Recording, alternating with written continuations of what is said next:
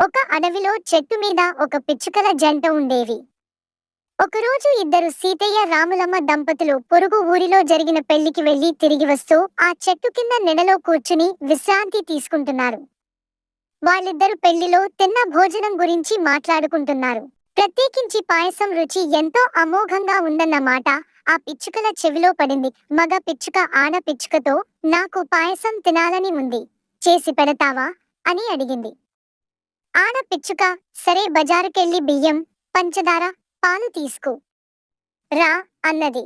మగ పిచ్చుక అన్నీ తెచ్చాక పాయసం చేయడం మొదలు పెట్టింది. ఆడ పిచ్చుక పొయ్యంటించి గిన్నెలో నీళ్లు, బియ్యం పోసి ఉడకపెట్టింది. బియ్యం ఉడకాలంటే సమయం పడుతుంది కదా. కాని మగ పిచ్చుకకు తినాలనే ఆతృత ఎక్కువై, పాయసం తయారయిందా అని అడిగింది. ఇంకా బియ్యం ఉడకలేదు అని చెప్పింది. మగ పిచ్చుక కాసేపు ఆగి, ఇంకా అవలేదా అని అడిగింది. ఇప్పుడే పంచదార, పాలు కలిపాను, ఇంకొంచెం ఉడకాలి అని అన్నది ఆడ పిచ్చుక. పాయసం చివరకు తయారైంది. అడవి మొత్తం పాయసం వాసనతో ఘుమఘుమలాడుతోంది.